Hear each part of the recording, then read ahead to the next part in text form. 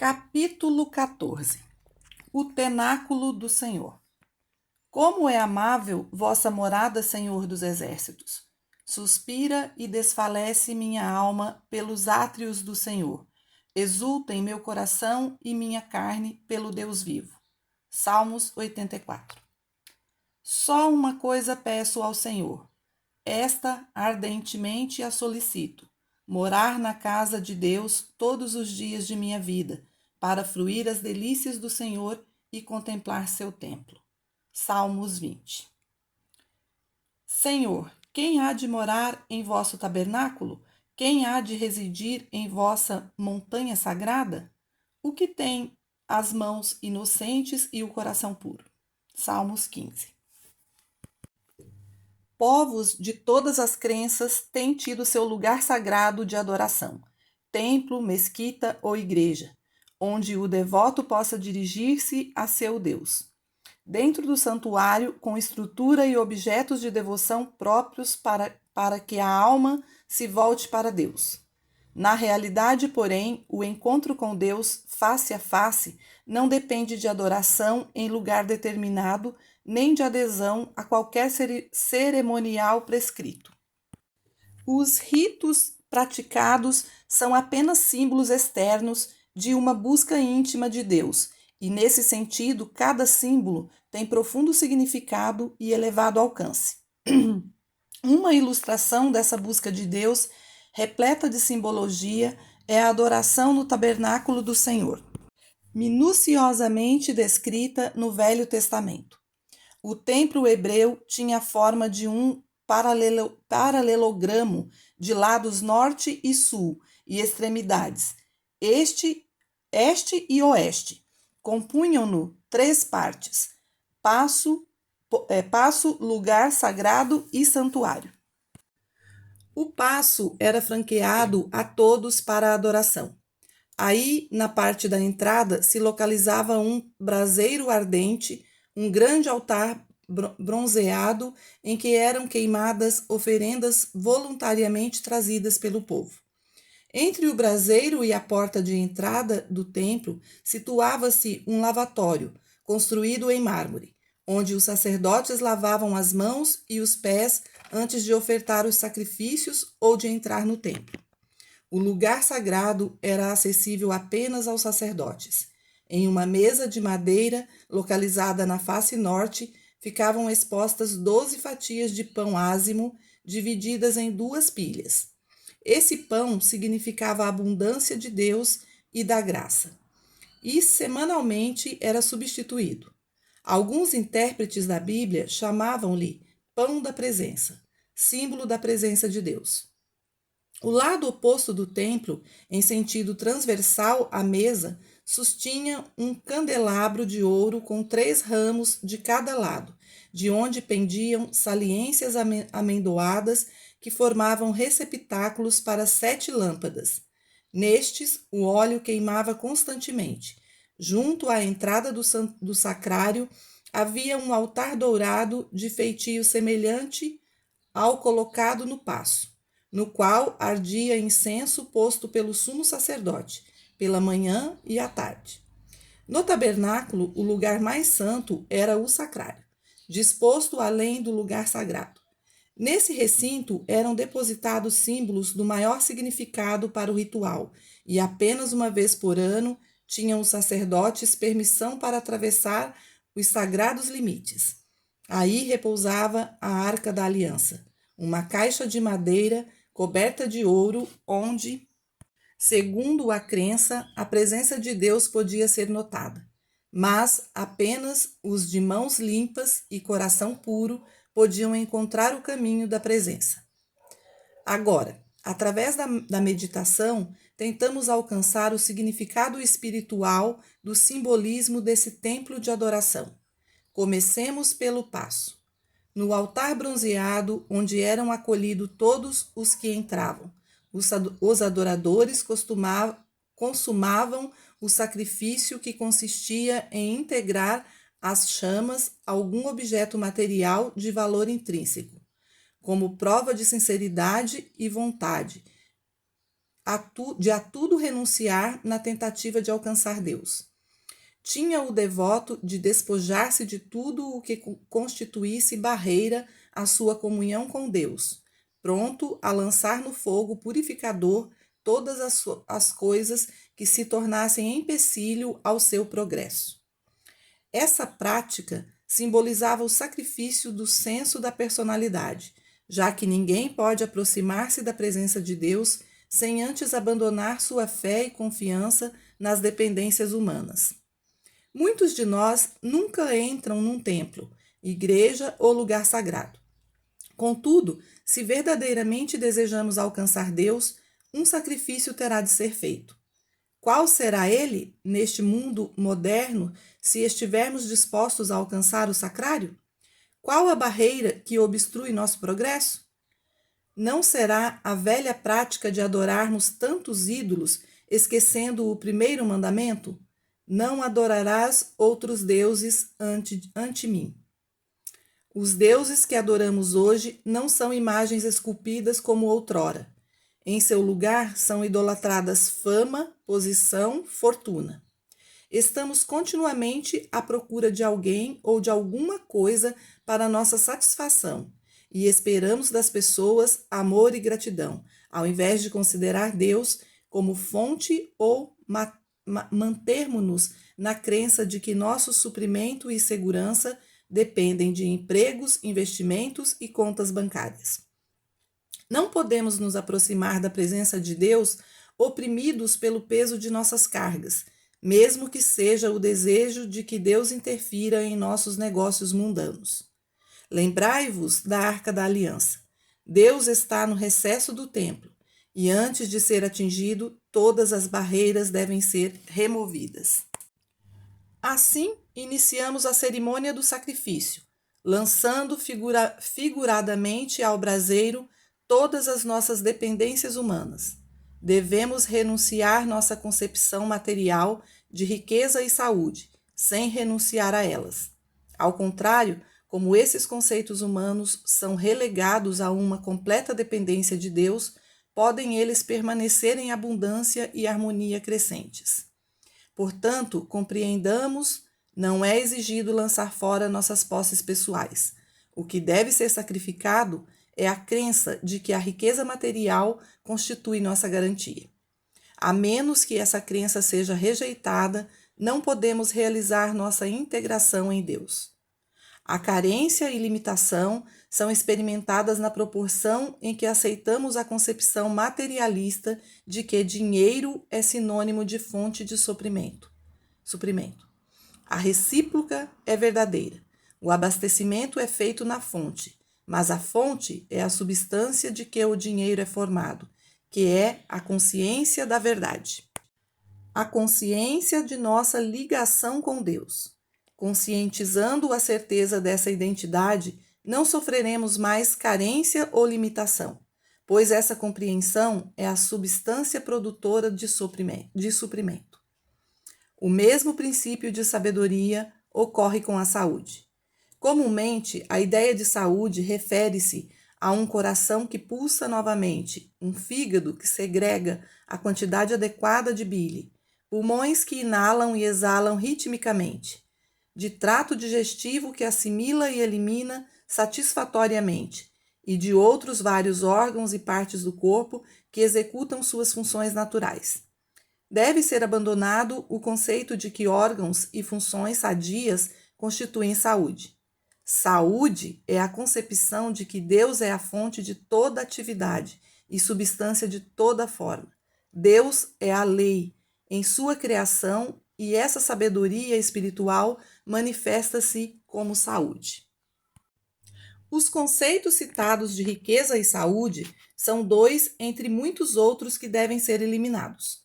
Comecemos onde, neste momento, nos encontramos, em nível de consciência. No íntimo de nossas mentes e corações, verificamos que abrigamos um conceito de natureza mortal, material limitada, finita, seja sobre riqueza, saúde, família, amigos, posição social, fama, etc. Renunciemos aos conceitos humanos para aceitar em troca uma noção espiritual mais elevada do ser. Sacrifiquemos o desprezível para receber o que é divinamente real. Erram o caminho os que buscam Deus no intuito de obter satisfações pessoais. Deus só pode ser encontrado após a completa renúncia a todo desejo, exceto o desejo de se entregar ao seu amor e à sua graça. Nesta meditação, iniciamos o sacrifício. Eu renuncio.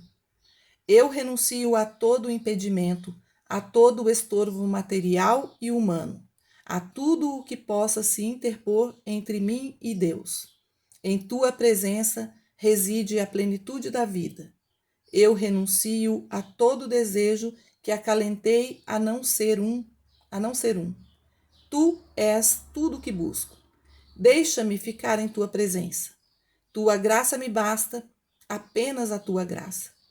Eu renuncio ao desejo de alguém, de lugar, de coisa, de circunstância. Eu renuncio até à minha esperança de um céu. Renuncio a todo desejo de reconhecimento, recompensa, gratidão, amor e compreensão. Estou satisfeito com tua graça. Se puderes sentar-se aqui e segurar tua mão, nada mais reclamaria. Jejuaria mesmo o resto dos meus dias. Permite que eu segure tua mão, e jamais terei fome, jamais terei sede. Deixa-me apenas segurar tua mão, permanecer em tua presença. Havendo-nos despojado de todas as dependências humanas e materiais, lançando-as no braseiro ardente, estaremos prontos para o próximo passo. A curta distância para além do braseiro, fumegante está o grande receptáculo cheio d'água. É o lavatório em que se realiza o rito da purificação. Este já não é simples operação física, como foi o lançamento de nosso sacrifício ao fogo. Aí tem o adorador a oportunidade de purificar-se tanto externa como internamente. Ninguém precisa ser informado ou informar a própria mente sobre as coisas das quais deveria se purificar, pois cada um conhece o próprio íntimo. O sacrifício e a purificação das concepções humanas sobre os valores nos preparam para o ingresso no lugar sagrado.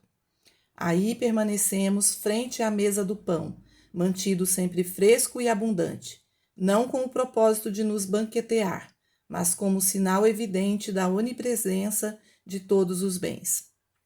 Contemplando essa mesa, eleva-se de nós uma confissão silenciosa de que, assim como o pão está presente, sempre presente no sacrário, assim também, neste momento, o pão da vida e tudo o que representa plenitude aqui se encontra. E onde é aqui? Onde eu estou. Exatamente onde eu estou. Aí está a onipresença da abundância da vida, a insígnia da vida, a harmonia e o bem, porque tudo isso é dom de Deus. Essa dádiva é onipresente e infinita, por constituir essência infinita da vida. Sacrifício, purificação e contemplação da abundância de bens servem de preliminar para a expansão da consciência.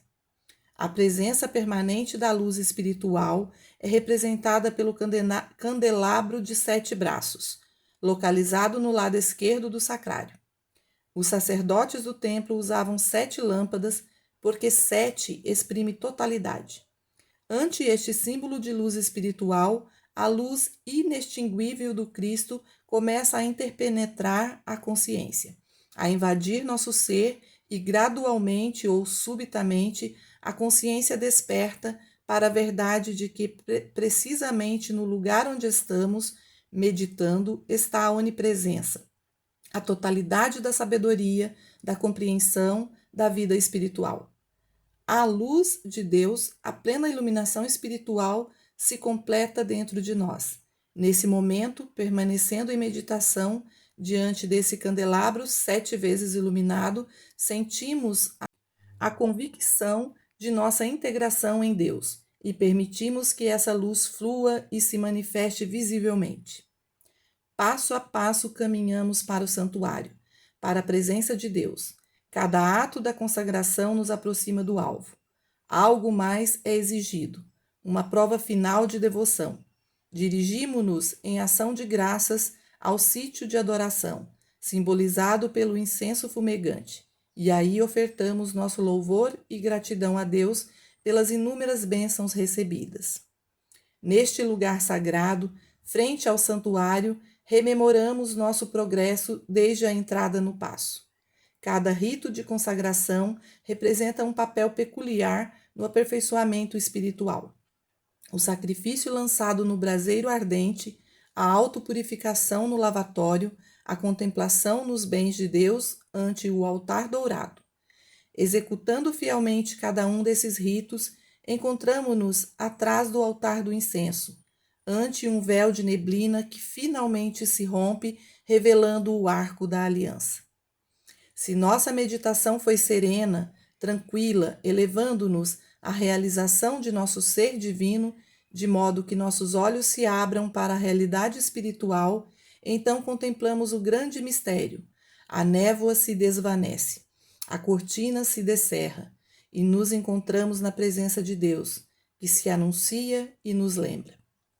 Estou sempre contigo. Contigo estava quando iniciaste tua busca. Mas a névoa ante teus olhos nublava tua visão, e tu não podias ver-me. Tua consciência se achava adormecida por conceitos materialistas. A névoa não podia dissipar-se enquanto os motivos que a determinavam não fossem removidos. Então, e só então pudesses encontrar-me, ouvir minha voz e sentir minha presença. Seja qual for o estado de consciência em que se encontre o buscador, sacerdote ou neófito, existe para ele um caminho que finalmente o levará à presença de Deus. Pode esse caminho ser singular ao indivíduo ou se assemelhar a qualquer forma estabelecida de adoração religiosa. Jornadear do paço externo até o santuário no templo hebreu, depositar uma flor aos pés da estátua de Buda, peregrinar a Meca, banhar-se no Ganges sagrado ou ajoelhar-se na catedral em santa comunhão, beber o vinho simbólico e comer o pão sagrado.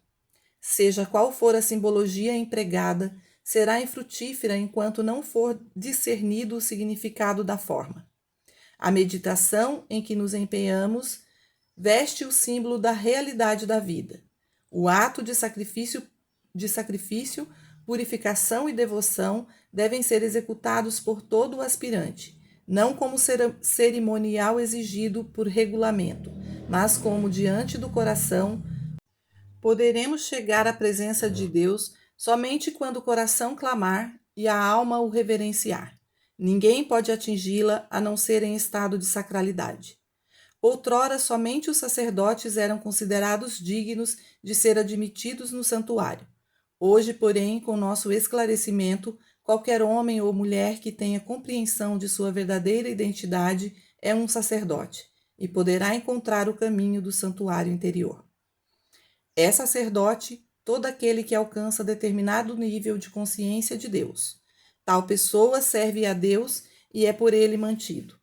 O divino pão da vida o alimenta, tornando-o luz do mundo, canal através do qual sabedoria, amor, vida e a verdade espiritual fluem para aqueles que ignoram a fonte de seus bens. Capítulo 15. A beleza da sacralidade. Tributai ao Senhor a glória devida a seu nome. Prostrai-vos ante o Senhor com sagrados ornamentos. Salmos. Bem vês que o céu é do Senhor teu Deus, o céu dos céus, a terra e tudo o que nela há. Deuteronômio. Cantam os céus a glória de Deus, e proclama o firmamento a obra de suas mãos. Salmo 19. A meditação em si mesma não é o fim. O que buscamos é a realização consciente da presença de Deus. Antes da experiência da plena iluminação, pode haver dois, Deus e eu. Não desejamos Deus e eu, mas somente Deus. É o passo final da senda espiritual. Deus é desconhecido e incognoscível aos sentidos humanos. Um meio de transpor a distância imensa entre materialidade e espiritualidade é afugentar as preocupações e problemas do mundo e concentrar-se na obra de Deus. Em todos os arredores há sempre algum motivo de beleza, um quadro, uma peça escultural, uma planta, um lago, uma montanha ou uma árvore. Concentremo-nos em alguns desses objetos na meditação, considerando a ideia de Deus como o invisível a expressar-se através da natureza ou da mente de um artista ou artesão. A presença e o poder do invisível é aquilo que a nós se apresenta como visível, sendo um inseparável do outro. Mesmo que tenhamos uma compreensão mínima de Deus, esta nos capacita a discernir a presença da vida de Deus, do amor e da alegria presentes no homem e no universo. Essa compreensão faz expandir a nossa vida. O nosso amor se torna mais puro, jubiloso, livre, conduzindo-nos a uma dimensão mais elevada da vida. Passamos a viver não tanto no mundo dos efeitos, mas no mundo da causa, descobrindo que nosso bem reside na causa de tudo que existe e não no efeito, nas pessoas, coisas ou lugares. Quanto mais nos compenetramos dessa causa Deus, tanto maior será nosso gozo ante aqueles efeitos. Somente ao penetrar o reino invisível, a quarta dimensão da vida, passamos a perceber a lei do amor em ação, as forças invisíveis da natureza operando para manifestar-se sob a forma de uma planta ou de uma flor. Isso não pode ser captado por intermédio dos sentidos físicos. Com os olhos semicerrados, contemplai a planta. Vede seus brotos, suas folhas, flores e frutos. Que extraordinário milagre de atividade invisível transformou em flor uma semente seca, um punhado de terra e uma porção de água. A vida impalpável, atuando através da umidade do solo, tocou a semente, partiu-a em pequenos brotos, e pequenos brotos se enraizaram.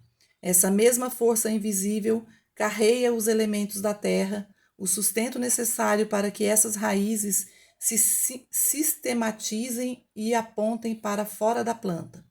Que maravilha, que assombro, que milagre é esse que se desenrola ante nossos olhos? Nunca visto, inexplicável, desconhecido. Somente Deus, o infinito, o invisível, poderia produzir tal beleza e tal graça. Tudo que aparece é forma e atividade daquilo que é invisível. O visível nada mais é do que a conscientização do que o causou e lhe deu forma, vida e beleza. Já que a forma é inseparável, indissolúvel de sua fonte, a forma também é eterna. Reconhecer, compreender a fonte dos símbolos externos da criação é amá-los e gozá-los mais sutilmente. A atividade da natureza não é algo dissociado da planta. A vida invisível da planta se expressa como forma, cor, graça e beleza.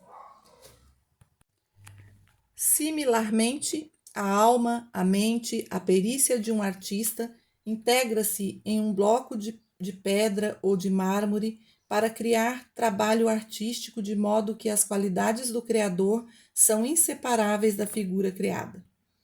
Na mesa à nossa frente encontra-se uma figura de Buda, em delicado marfim. Esforçamo-nos por representar o artista sentado ante essa peça, por ele cuidadosamente selecionado, considerando a beleza e a pureza da cor. Podemos imaginar quão amorosamente manuseou ele essa massa inerte, dando-lhe forma ainda em sua mente? Podemos ver além do homem e vislumbrar a beleza da alma, a pureza da mente, a divina inteligência que guiou seus dedos hábeis. Lembre-vos, ele não esculpia apenas uma imagem de um homem, porque Buda significa iluminação, estado de consciência divina que no Ocidente chama Espírito de Deus no homem, o Cristo ou o Filho espiritual. Na mente do artista reside o desejo de levar aos outros sua concepção desse Espírito de Deus no homem. A compreensão, o enlevo do escultor expressos em seu trabalho desperta em nós interesse pelo assunto, porque o artista soube consubstanciar na figura a profundeza de sua arte. Assim como o artista se exteriorizou nessa bela figura, a natureza se manifesta na beleza de uma flor. Também devemos nos expressar a graça daquela presença invisível que está sempre fluindo através de toda a criação. Nessa forma de meditação, não só nos deleitamos com a beleza dos poentes, das elevadas montanhas, dos céus estrelados, como também iremos além, captando o amor, a perícia, a integridade invisível manifestando-se como obra de Deus. A atividade incessante do amor divino garante a continuidade dessa maravilhosa criação, chamada homem e universo. A meditação sobre a atividade de Deus, patenteando-nos os fenômenos naturais ou qualquer forma de beleza, habitua-nos a descobrir no homem sua origem divina, pouco nos importando seus fracassos ou êxitos. Deus se expressa pela inteligência, vida, amor e alegria. Isso não é facilmente percebido na observação ligeira de uma pessoa, como também não o é pelos sentidos a causa invisível de uma planta ou o trabalho do artista. Se contemplando o invisível através da aparência, pode a essência ser discernida, à luz dessa percepção, todo o indivíduo pode ser considerado manifestação do infinito ser divino. Então, condenação e crítica transformam-se em intenso amor pelo universo e seu povo, seguido de compaixão por aqueles que desconhecem sua verdadeira identidade, exatamente aqueles que antes considerávamos mulheres e homens maus do mundo. Somente conscientizando a natureza de Deus poderemos vislumbrar interiormente a atividade de Deus, como princípio criador, expressando-se através de cada um. Deus encarnou como mente, alma, substância e vida de nosso ser individual. O Verbo se fez carne, como tu e como eu. Deus encarnou como mente, alma, substância e vida de nosso ser individual. O Verbo se fez carne, como tu e como eu. Na meditação, devemos sentir Deus como sujeito e objeto, e devemos elevar-nos acima da concepção tridimensional da vida, o visível para a quarta dimensão, o invisível. Os que vivem no mundo tridimensional vivem apenas no mundo do peso. Comprimento e profundidade, em outras palavras, vivem em um mundo de forma inteiramente separados da essência. Na quarta dimensão, onde Deus é a causa, substância e realidade da vida, todo o efeito, seja homem ou coisa, se revela como expressão do ser infinito. Todo ser individual, toda forma individual, mineral, vegetal ou animal, é Deus invisível, manifestando-se, exprimindo suas qualidades infinitas, seu sinete, sua natureza. Deus aparecendo como o universo e como homem imortal, eterno. Como poderemos separar-nos de Deus? Tu me vês, tu vês o Pai que me enviou. Poderá, por acaso, o amor do artista dissociar-se da obra por ele criada? Contemplamos a planta e a força vital divina que a formou. São uma só coisa, inseparável, indivisível. No mundo quadridimensional, causa e efeito, sujeito e objeto são um. Gradualmente nos aprofundamos até nos encontrarmos imersos em Deus. Já não pensamos, as ideias estão sendo cristalizadas através de nós. Os pensamentos meditados em nossa consciência tornam-se revelações da alma. Então encontramos Deus manifestando-se, pronunciando a palavra viva, penetrante, mais poderosa do que uma espada de 2 gumes, aquela palavra de Deus que separa o mar vermelho, quando é preciso, que produz os milagres de nossa consciência. Essa meditação é uma revelação do infinito invisível, afirmando-se dentro do nosso próprio ser. Meditação é a arte divina que nos ensina a avaliar corretamente o homem, seus feitos e o universo. Intensifica o esclarecimento das coisas externas, pois a meditação infunde a compreensão do amor divino que produziu a forma. Compreendendo a mente, a alma que gerou uma forma que expresse o bem, apreciamos o próprio bem. É o que acontece quando conhecemos o autor de um livro, o compositor de uma peça musical. O livro se torna mais desfrutável e a peça mais sugestiva. Se pudéssemos tocar uma gota de Deus, a criação surgiria para nós em toda sua maravilhosa glória. A meditação desenvolve o discernimento que nos leva do objeto a seu princípio criador, e ante essa nova visão, o mundo se apresenta como ele realmente é. Pela meditação, uma nova dimensão da vida se manifesta. Já não ficamos limitados a tempo e espaço, comprimento, largura, peso e profundidade, pois de modo instantâneo a mente se eleva da forma tridimensional para a quarta dimensão, que é a origem, sua fonte, sua causa. Nessa oferta, não dependemos daquilo que aparece, pessoas, lugares ou coisas. Não os amamos. Desmedidamente, não os odiamos. Não os tememos. Contemplando-nos através deles, percebemos a todo momento que sua fonte é Deus. Quando ouvimos as palavras "jamais te abandonarei", lembremo-nos da pequena figura de marfim. O amor, a perícia, a leveza, a devoção do artista que a produziu, dela não poderão ser removidas. Assim sucede conosco. Aquilo que nos formou jamais nos deixará. Sua essência é nosso ser. A meditação sobre a obra de Deus é um meio de expressar ativamente as faculdades da alma e de contemplar a mais elevada sabedoria. Devemos habituar-nos a contemplar poentes, jardins, flores e qualquer manifestação da beleza, vislumbrando além delas a fonte, a causa de sua expressão. Passaremos a perceber então formas permanentes da beleza, formas permanentes de harmonia, ao vislumbrar a perfeita essência divina expressando-se indefinidamente. O sentido material vê a forma e a aprecia. O sentido espiritual descobre a substância fundamental e a realidade da forma perfeita, completa, integral. O objetivo de nosso trabalho é elevar-nos àquela concepção da contemplação de Deus em toda a sua divina glória, não a glória do homem, mas a glória de Deus, como glória de homem, patenteando a perfeição infinita de sua obra.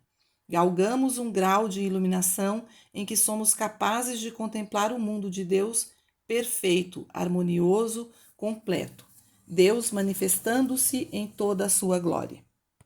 O céu proclama a glória de Deus e a terra mostra a sua obra. Então minha meditação é serena e eu me contento no Senhor. Terceira parte. Meditação. Os frutos. Capítulo 16. O fruto do Espírito.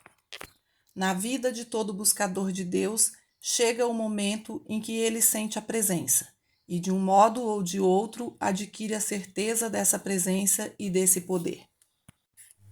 Não podemos prever de que modo essa experiência acontecerá conosco, já que para cada um ela reveste de forma diversa.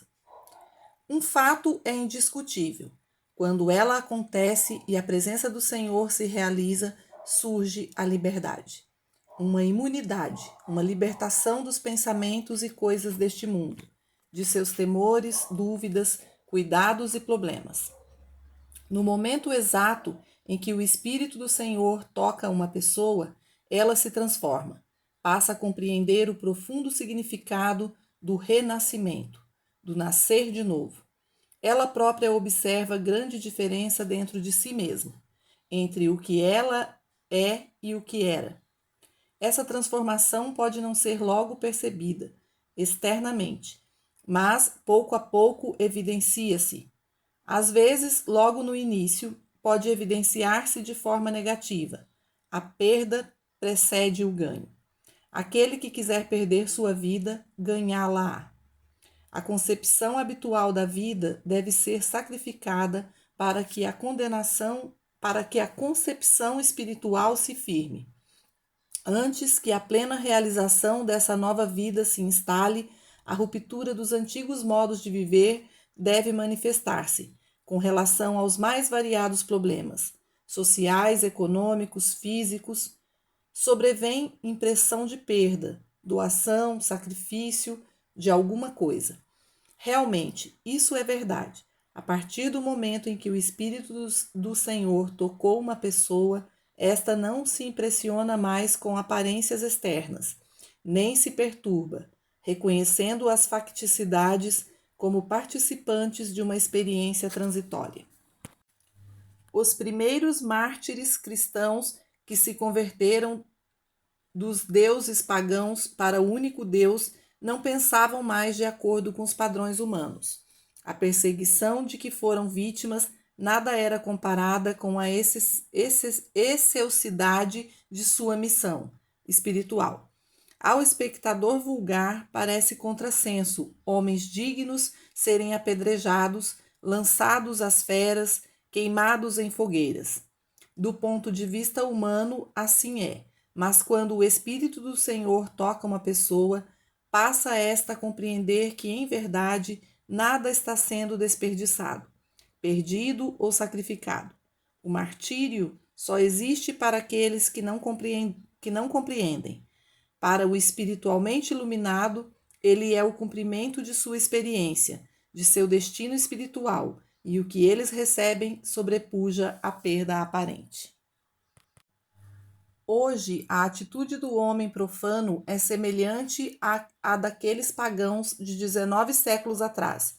Considera ele, com assombro e desconfiança, aqueles que deliberadamente dedicam seu tempo e dinheiro ao aperfeiçoamento de sua natureza espiritual, em vez de correr atrás do prazer, da fama, de fortuna, de bens materiais.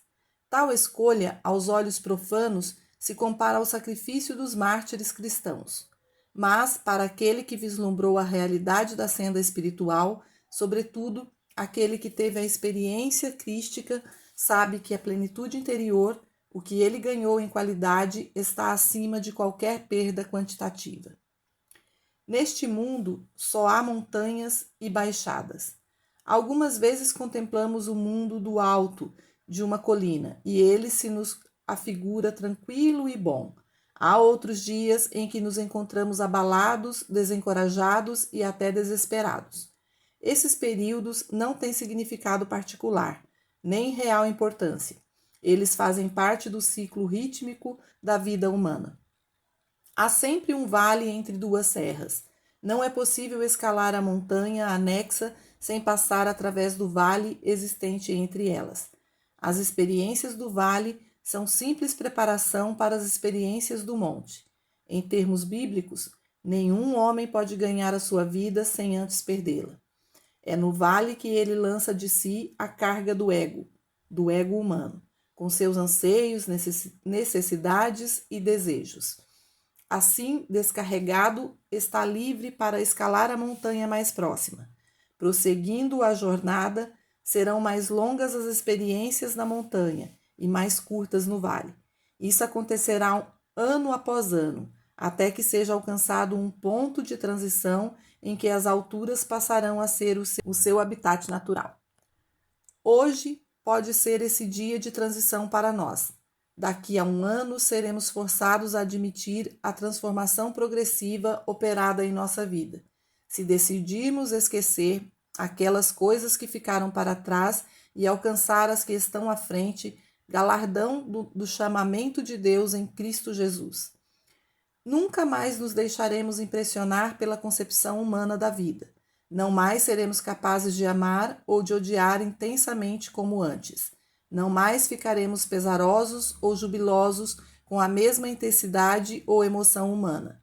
A profundidade de nossa vida continuará a fornecer luz espiritual cada vez mais resplandecente, mais sábia a orientação, de modo que cada dia seja de maior discernimento, de vida mais intensa do que o dia precedente, na atmosfera divina. Esse trabalho servirá como alicerce no qual será erigido o templo de nossa experiência individual, o templo que não foi feito por mãos humanas, mas eterno nos céus.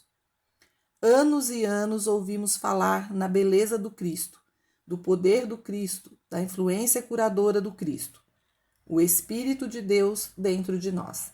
E muitos de nós têm sido abençoados através de pessoas que alcançaram o Espírito de Deus. Chegou o tempo em que já devemos depender de ensinamentos ou de iluminação de outros. Devemos mesmos adquirir a experiência que nos faculta estar neste mundo sem pertencermos a ele. Cruzá-lo ante discórdias e desarmonias, bem como diante de prazeres e desprazeres, mantendo sempre nossa integridade espiritual. Abandonamos a antiga concepção de querer fazer algo, saber algo, de compreender algo. Adotamos uma atitude de descontração no tocante à responsabilidade pessoal.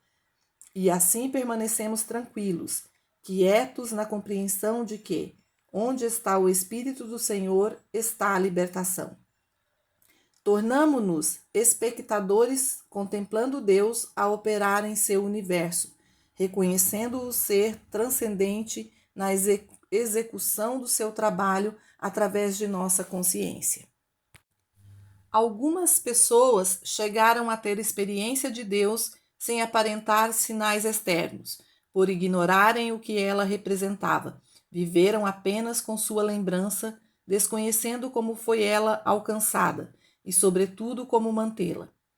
Um adepto, porém, que devotou sua vida ao estudo da sabedoria espiritual e à prática da meditação, quando acontece a experiência de Deus, ele a recebe sem surpresa, pois compreende seu significado.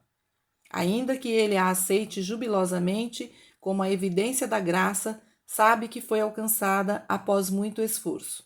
Não vive, pois, com a simples lembrança, porque sabe que, aumentando a receptividade pela meditação constante, a repetição dessa experiência será frequente, até chegar o tempo em que ela é alcançada pela vontade. Essa presença espiritual, esse poder, esse Cristo que executa por nós as funções de nossa vida, é invisível, mas nem por isso é menos real.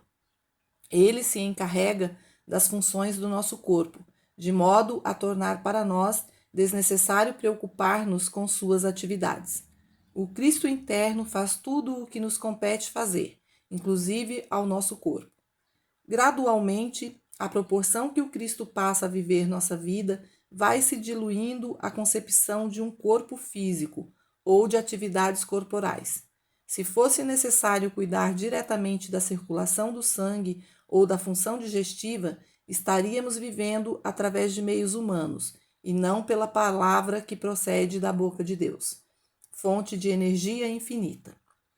Não o funcionamento do corpo sem auxílio de qualquer espécie, sem conhecimento ou interferência direta sobre o aparelho digestivo ou a circulação do sangue, é uma comprovação evidente da atividade do Cristo.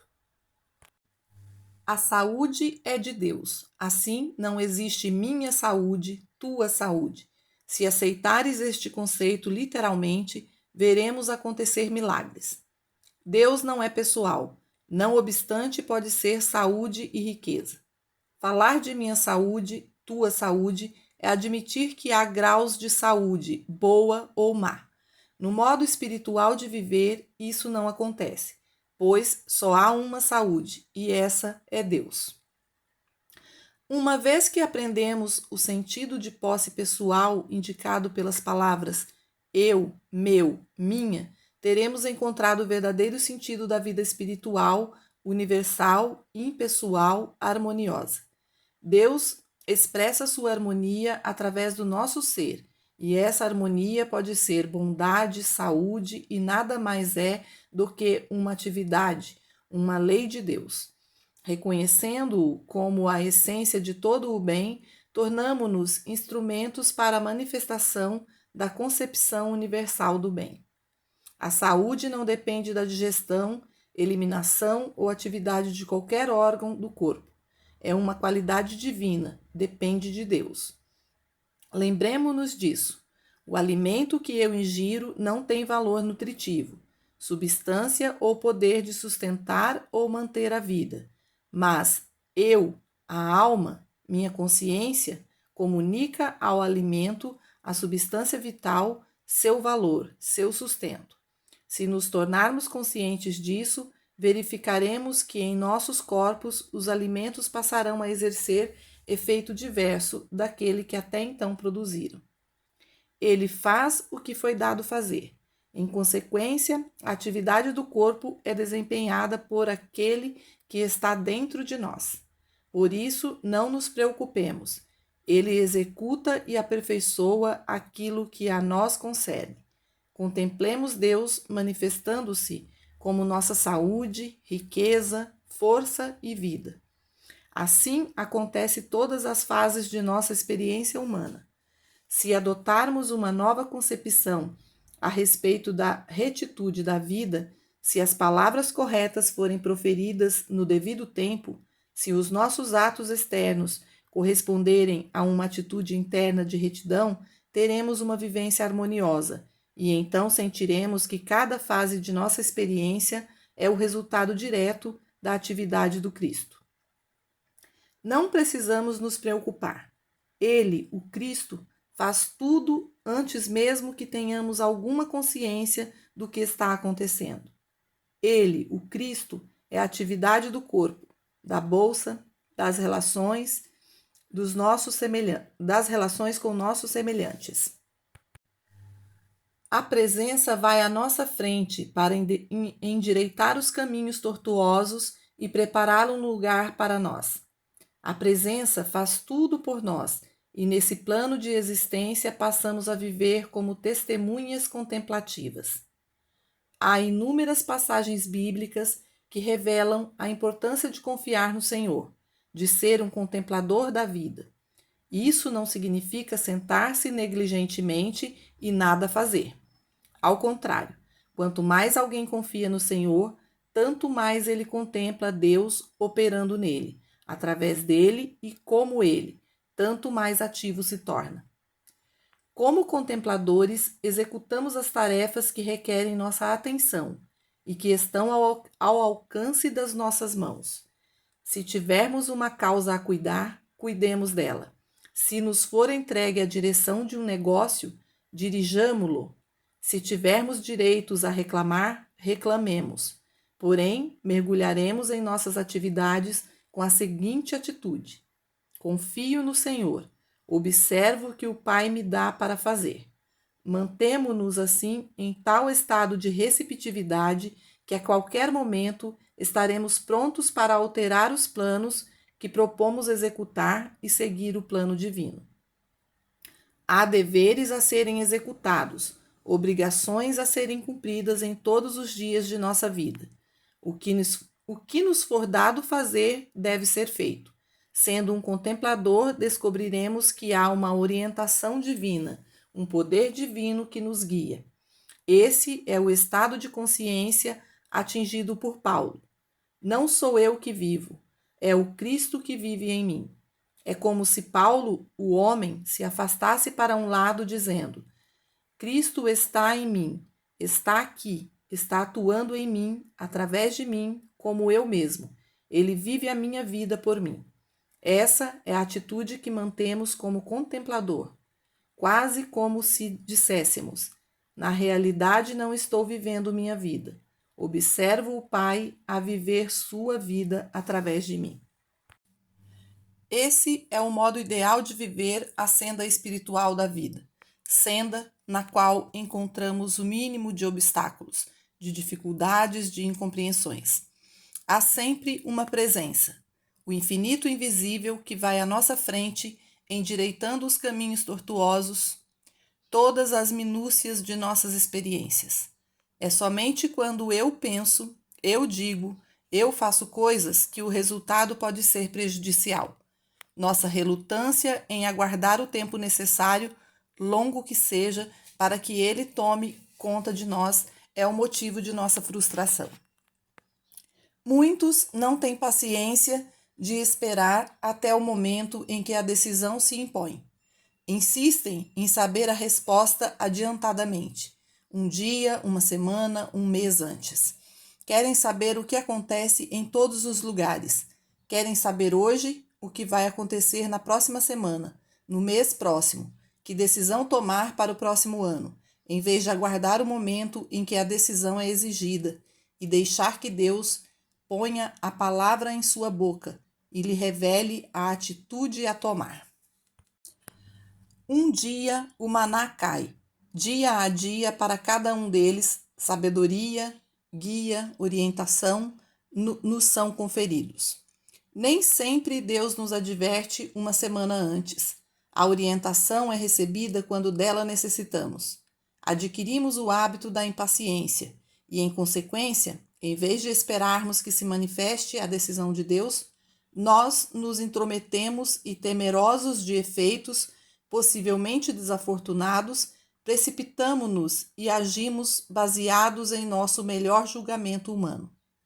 No viver espiritual, não dependemos da correta avaliação humana das situações. Por melhor que pareça o nosso ponto de vista, desviamo-nos dele e dirigamos-nos ao Pai. Pai, mostra-nos como proceder. Aponta-me o próximo degrau e diz-me como e quando deverei transpô-lo. Com paciência e prática, aperfeiçoamos a consciência contemplativa de confiar no Senhor, que nos conduz ao milagre da vida, em que não somente descobrimos que há um Deus, como também que Ele se tornou o governante de nossa vida. Temos impedido a atividade de Deus em nossos negócios por não saber esperar, por não sermos contemplativos, por não nos sentarmos serenamente ao lado de nós mesmos, até sentirmos que o Pai está tomando conta de nós. Se fizéssemos isso, apenas testaríamos o milagre da presença divina, indo à nossa frente para renovar todas as coisas. Quando nós tomamos uma decisão, encontramos muitas vezes obstáculos insuperáveis no caminho. Mas quando é Deus que decide, Ele vai adiante de nós e remove todos os obstáculos e providencia tudo o que é necessário para facilitar o empreendimento. Uma pequena prática diária para ser contemplador. Pai, este é teu dia, o dia que tu fizeste. Nele me satisfaço e me rejubilo. Revela-me o trabalho neste dia. Aponta-me não as minhas, mas as tuas decisões. Que unicamente tua vontade seja a razão e o princípio ativo de minha vida. Disponhamo-nos a esperar o preciso momento em que uma decisão deva ser tomada. Sejamos pacientes, muito pacientes. Ele virá, e uma vez obtida essa experiência, teremos testemunhado o milagre de observar Deus operando em nossos negócios. Quando essa crença se tornar experiência, não mais saberemos o que é ficar sem o governo de Deus, pois teremos descoberto que Deus responde, que Deus se encarrega. No Salmo 23, lê-se que devemos habitar na mansão do Senhor todos os dias de nossa vida. Todos os dias habitarei na presença da sabedoria de Deus. Por Cristo, impelidos a agir por Ele, jamais tomaremos qualquer decisão sem o concurso da orientação espiritual. Muitas pessoas que alcançaram êxito na vida testificam a importância de estabelecer períodos de quietude a fim de obter recursos internos para a inspiração e orientação. Descobriram que, ordenando o trabalho do dia de modo a permitir mais frequentes períodos de silêncio, longe dos cuidados mundanos, libertam-se de uma sensação opressiva, reabastecendo seus reservatórios íntimos de modo a torná-los dispostos com renovado vigor e interesse. Há um limite para o que, no espaço de 24 horas, pode executar o corpo e a mente humana. Porém, desconhece limitações aquele que, na senda espiritual, aprendeu a entregar-se à atividade do Cristo, que não é medida em termos de capacidade humana. Ele opera através de sua capacidade, sendo nós mesmos meros instrumentos. Nada existe que não possa ser extraído das profundezas de nosso ser, pois Deus é a mente do homem individual. Dispõe cada um de plena capacidade da natureza divina, e segundo a tranquilidade e serenidade e quietude da mente, o infinito se expressa. Tanto a mente como o corpo são instrumentos de Deus. Exatamente como usamos o braço e a mão para escrever, Deus emprega nossas mentes e corpos para tornar-se visível, tangível na experiência humana. Toda a inspiração recebida de Deus traz consigo seu cumprimento. Por exemplo, se um inventor compreende que seu trabalho é atividade de Deus, tudo o que for necessário para a concretização da ideia será conseguido, seja propaganda, financiamento, compra ou venda. Isso é verdade para toda ideia criada em Deus. A fonte de sua inspiração é a mente, atividade que conduz à plena execução. Ninguém pode seguir por determinado tempo as instruções sobre meditação expostas neste livro sem notar uma mudança na sua natureza espiritual. Desde o momento em que haja um afastamento dos liames materiais para outra modalidade de vida invisível, antes desconhecido, é inevitável que essa alteração ocorra. O fruto do Espírito é amor, alegria, paz, resignação, tolerância, bondade, fé, brandura, modéstia e humildade. Tal fruto não vem para aquele que ainda não aprendeu a apreciar o Cristo, sua presença, poder e jurisdição. Antes da consagração e devoção em que alguém abandonou tudo pelo Cristo, deve proceder à colheita desse fruto. Mas, quando chegar o tempo, não mais se sentirá só, não mais temerá. Poderá caminhar no vale da sombra da morte e, mesmo assim, a presença estará com ele, repousando no centro do seu ser, ainda que sobre sua cabeça desabe a tempestade. É Deus realizando-se como ser individual. Então ele o vê como ele é, e Deus aparece como suprimento, abundância, harmonia, paz, alegria em sua experiência. Capítulo 17.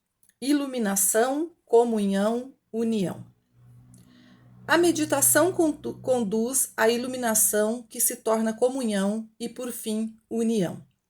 A iluminação é uma experiência individual que não está relacionada com qualquer rito externo ou forma de adoração. Depende exclusivamente de nossa própria realização. É uma experiência que se processa dentro de nós mesmos, inteiramente à revelia de qualquer outra pessoa. Não pode ser praticada por ninguém, marido ou mulher, filho ou amigo, nem buscada em companhia de outros. É necessário isolar-se no íntimo santuário do próprio ser e aí realizar sua experiência de Deus. De certo modo, é possível repartir nosso aperfeiçoamento com outros, que já sejam iluminados ou estejam no caminho da iluminação. Mas lembremo-nos sempre de que a experiência de Deus é individual. Se ela vier a nós no meio de uma multidão, mesmo assim, continuará solitária sem nenhum participante. Nenhuma tentativa deve ser feita no sentido de propagar a verdade que foi revelada antes que ela se alicerce na própria consciência. Posteriormente, a orientação virá sobre como, quando e em que circunstâncias deveremos participar a revelação. A iluminação é acessível a todo indivíduo sequioso de consegui-la, de acordo com a intensidade desse desejo. Porém, enquanto estiver esforçando-se por esse contato com Deus, deve o aspirante manter oculta essa centelha, até que ela se torne chama, e após os primeiros vislumbres de iluminação, conservar em segredo para o mundo, no íntimo de si mesmo, o Cristo recém-nascido. Não se deve falar dele, de modo algum revelá-lo ao mundo, pois este, em sua ignorância e insensatez, pode tentar prejudicar, destruindo a própria confiança e certeza em sua presença, em seu poder. O mundo procura sempre aniquilar o Cristo. Nas mais remotas escrituras conhecidas do homem, através de todos os tempos, as profecias indicam a vinda do Messias e sua crucificação. Há na natureza humana algo que não deseja ser destruído: egoísmo, malvadez, arrogância. E a presença do Cristo é o único poder que os destrói. Simbolicamente, a manutenção desse segredo se afigura a viagem ao Egito para esconder o Cristo infante. No entanto, no exato momento em que o mundo percebe em alguém pura devoção ao Cristo, passa a ridicularizá-lo, tentando afastá-lo do porto em que se ancorou. O anticristo, sugestão de uma entidade à parte de Deus, a mentalidade coletiva da humanidade, procura, com a sutileza da serpente, semear dúvida e minar a fé. Deve-se, portanto, mantê-lo em segredo, até quando a consciência crística de tal forma se desenvolver, se fundamentar, se radicar, que se torne a própria atividade da vida humana. Então poderemos enfrentar o mundo e revelá-lo, sem que nos preocupe ou afete qualquer dúvida ou abuso que o mundo lance sobre nós. É somente quando nós apresentamos o Cristo ao mundo que corremos o risco de perdê-lo. Quando o Cristo reveste nossa vida, ele mesmo silenciosamente se apresenta ao mundo, tão suave, tão silenciosamente, que todos sentirão sua influência. Após os primeiros vislumbres, muitas tentações nos arrastam. Mesmo Jesus enfrentou tentações de carência, a tentação da fama e a tentação do poder pessoal. Resistiu a elas e a todas superou. Essas mesmas tentações sitiam o ser humano e muitas vezes se multiplicam, tão logo ele consiga, mesmo que seja um grau mínimo de iluminação espiritual. Progredindo na senda, essas tentações desvanecem uma por uma, persistindo apenas o egoísmo, a tentação de acreditar que o eu da personalidade, o ego, pode ser ou fazer algo. Essa também acabará cedendo ao Cristo erigido em nós. Não há limite para a profundidade da cristificação. A iluminação conduz à comunhão, estágio no qual há trocas recíprocas, algo fluindo de Deus para a nossa consciência e desta para Deus. É a meditação o caminho do mais intenso grau, jamais experimentado, mas nós não devemos conduzi-la, Deus é que a conduz. Ela não pode ser produzida por esforço algum de nossa parte, não pode ser forçada a nós. Cabe pacientemente esperar e sentir o jubiloso e tranquilo intercâmbio entre o amor de Deus que nos toca e nosso amor que a Deus retorna. Na comunhão, a atividade de Deus é contínua, sempre presente. Eventualmente é atingido um ponto de transição em que se opera uma transformação radical. Já não vivemos nossa própria vida. Cristo vive em nós e através de nós. Tornamo-nos meros instrumentos dessa divina atividade. Já não temos vontade própria, já nada desejamos. Vemos quando e para onde fomos enviados. Já nada temos de nosso, nem provisões, nem mesmo saúde. Deus está vivendo sua vida como nossa vida. Então o manto do Espírito nos envolve, e se alguém toca nossa consciência, é o manto do Cristo que ele toca, ainda que seja apenas a fímbria do manto. A cura e a redenção se manifestam. Envoltos nessa vestimenta, é desnecessário ir a algum lugar para transmitir a mensagem do Cristo ao mundo. O mundo nos buscará onde quer que estejamos. Entretanto, precisamos estar revestidos da consciência do Cristo. Levar ao máximo a comunhão resulta em união com Deus. Então, tal estado de consciência é alcançado e se torna possível a qualquer hora do dia ou da noite. Recolhermos-nos interiormente e sentirmos a presença do Senhor. É como se ele estivesse dizendo: caminho ao teu lado, mas agora estou dentro de ti. Finalmente, a voz silenciosa: até o presente tenho estado dentro de ti, mas agora eu sou tu, eu penso, falo e ajo como tu. Tua consciência e minha consciência são uma, e a mesma, pois agora há somente minha consciência. Alcançando esse estado, já não há comunhão, não há mais dois, só há um somente. E esse é Deus, expressando-se, revelando-se, realizando. É o casamento místico em cujas núpcias somos testemunhas de nós mesmos. Tornamo-nos aquilo que Deus juntou, na união indissolúvel que existiu desde o princípio. Eu e o Pai somos um. Nessa união mística, todas as barreiras se diluem e mesmo nossas opiniões intelectuais se dissolvem na sabedoria universal. A completa rendição do ego ao um universal.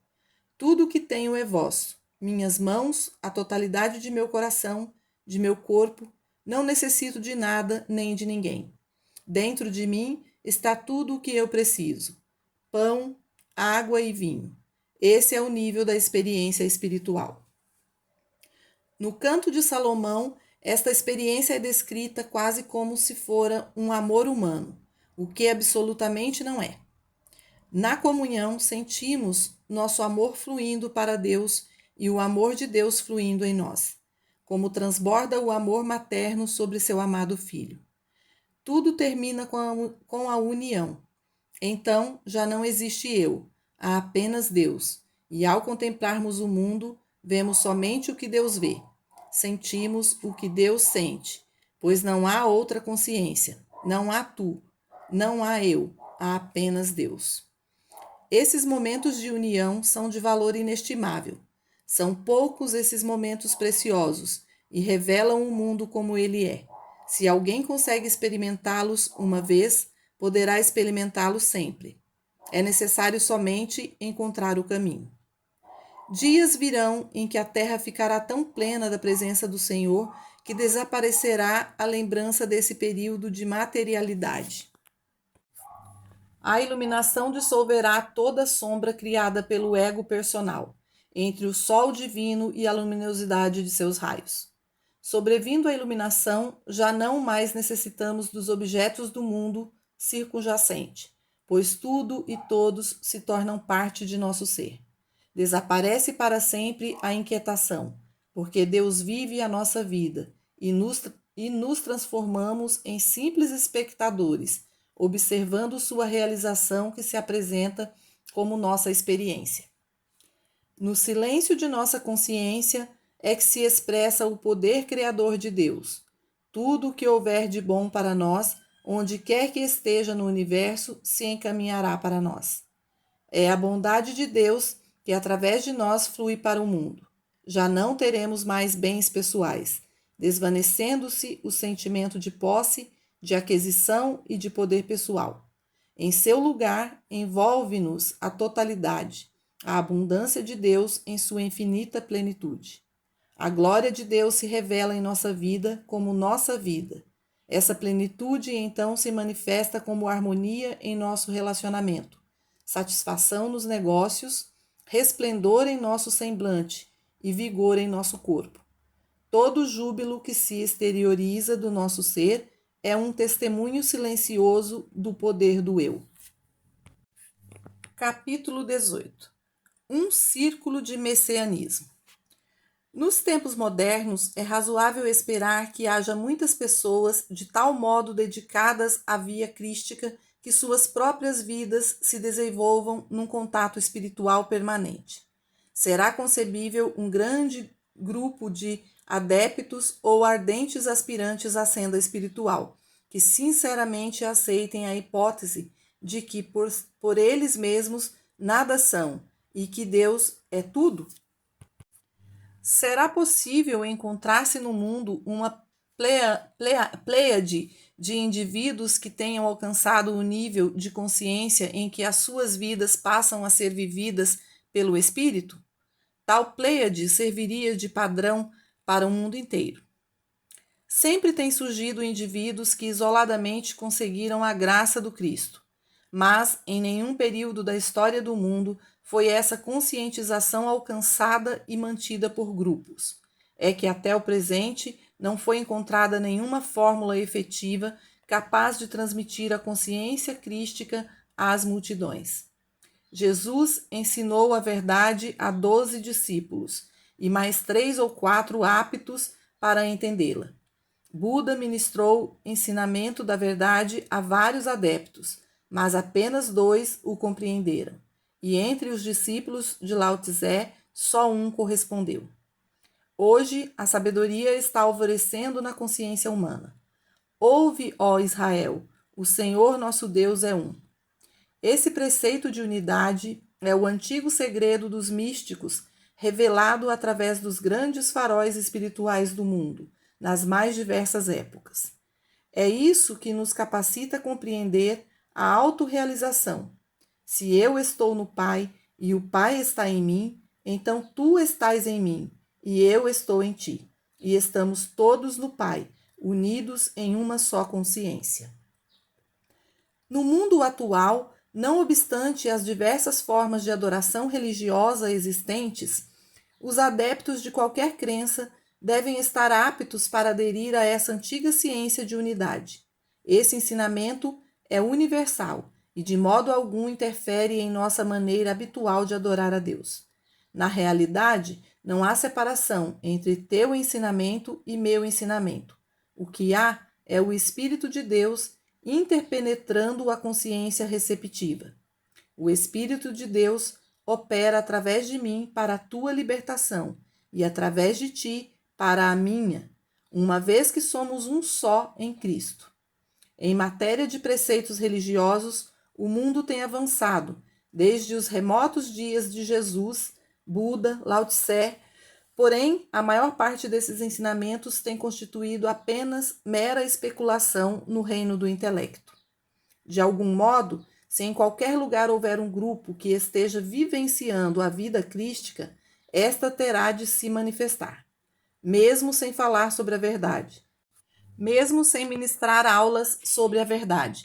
Basta viver a verdade em silêncio, e a presença, o poder de Deus serão manifestados. Enquanto permanecerem em discórdia e desarmonia, deverão resistir à tentação de afirmar a verdade, buscando primeiro atingir o centro, divino em seu interior, onde for erigido o Cristo e deixá-lo endireitar os caminhos. A solução, a resposta para todos os problemas é a realização do Cristo. Ele é a bênção, não eles. Cristo sepultado no túmulo da mente não aparecerá, não fará milagres, mas o Cristo ressurgido do túmulo através da meditação e da comunhão é o verdadeiro milagre. Quando a atividade do Cristo se faz presente em nossa consciência, todas as nossas necessidades são supridas, atingindo também aqueles que estiverem receptivos a essa presença. Estes passarão a influenciar outros, e assim sucessivamente poderão circundar o mundo inteiro. Toda pessoa que tenha se preparado para o despertamento do Cristo interno está apta a tornar-se parte integrante deste círculo de luz. Contudo, essa experiência não é de imediato acessível a todos, assim como não é possível a alguém avançar no estudo da engenharia e do direito sem os processos preliminares. Muitos daqueles que se interessam pelas coisas profundas do espírito gostariam de incluir seus familiares e seus amigos como companheiros de jornada, mas nem sempre isso é possível. Com frequência, os membros da mesma família ou pessoas estreitamente ligadas por laços de amizade, amor ou outros interesses são justamente as que se opõem à verdade. São o terreno estéril a que o mestre se refere. A ninguém é dado saber ou julgar quem é que está pronto para o desabrochar da alma. Trata-se de algo que se processa dentro de cada um, só mesmo entre ele e Deus. Mas, pouco a pouco, cada joelho deverá dobrar-se, até que, finalmente, todos participem da herança divina. O aperfeiçoamento espiritual sempre se inicia em um indivíduo. Começa na consciência de uma pessoa. Pode ser na tua, pode ser na minha, e tudo depende do grau de conscientização do Cristo. O Cristo interno, ativo, realizado em alguém, torna-se uma poderosa força no mundo. A todo momento é possível que haja alguma pessoa receptiva em qualquer lugar, em um hospital, em um cárcere ou em um campo de batalha, ou nos meandros da política, clamando: ó Deus, ajuda-me! Seja qual for o caso ou a circunstância, no momento em que uma súplica de uma alma receptiva for dirigida a Deus, aí estará em toda a plenitude do Cristo realizado. Ninguém pode aprisionar o transbordamento da plenitude do Cristo realizado, livre do mundo. E ninguém pode avaliar quantas pessoas encontram cura mental, física, moral, financeira, através do simples ato de invocar o desconhecido, esse Cristo liberto por ti ou por mim num momento de meditação.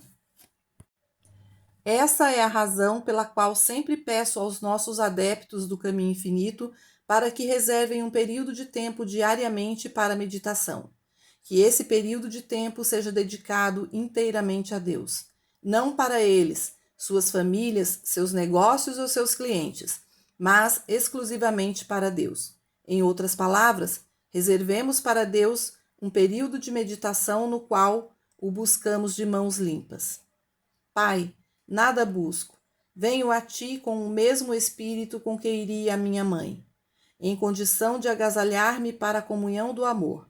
Tu és o Pai e a mãe do meu ser, fonte de minha vida, minha alma, meu espírito. Não venho pedir-te favores, venho a ti pela alegria da comunhão, para sentir a segurança da sua mão, na minha mão, o toque do seu dedo no meu ombro, para estar em tua presença. A presença de Deus, quando realizada na consciência de alguém, eleva-o à condição de Salvador do mundo. Afastam-se da ideia errônea de que apenas um indivíduo pode manifestar o Espírito de Deus na Terra. Qualquer pessoa está apta a realizar o Espírito de Deus que jaz latente em todos nós. Se este livro puder encaminhar, conduzir alguns para a realização dessa experiência, então tais realizados se tornarão capazes de auxiliarem outros a encontrar o caminho que conduz a essa experiência. O Salvador é o Espírito de Deus, não um homem ou uma mulher. É o Espírito do Senhor que deve ser realizado por mim e por ti, individualmente. O máximo que um livro espiritual pode fazer é induzir o estudante à compreensão de que dentro dele está o reino de Deus e inspirar-lhe o desejo de o conquistar. O máximo que um mestre espiritual pode fazer é ampliar a consciência daqueles que o procuram, de forma que eles consigam atingir a realização do Espírito do Senhor. Mas um mestre, um veterano no próprio caso de Jesus, o Cristo, não pode fazer isso para o mundo inteiro. Mesmo entre seus discípulos, nem todos foram receptivos. Judas não correspondeu ao Cristo. Somente aquele que tem fome espiritual poderão ser elevados ao alcance da experiência de Deus através de um mestre espiritual. Em todas as épocas, muitos místicos tiveram oportunidade de abrir a consciência de adeptos para a experiência do Espírito do Senhor. Em alguns casos, centenas a obtiveram com a ajuda de seus mestres, mas o mundo os persegue em seu tenebroso caminho de destruição, de modo que muitos daqueles que alcançaram esse elevado estado de consciência endeusaram tanto seus mestres quanto seus ensinamentos. Cada um que pelo esforço empregado conseguiu ser tocado pelo Cristo deve dedicar-se também a engrandecer a consciência de outros, do mesmo modo como a ele foi feito, e assim se torna testemunha da atividade do Cristo através de sua própria consciência, demonstrando ao mundo que todo aquele que tiver suficiente interesse e devoção poderá atingir a mesma experiência. Onde quer que exista uma consciência realizada em Deus, ali se encontra um instrumento através do qual Deus pode agir para alcançar e tocar outras consciências, iluminando, suprindo e curando.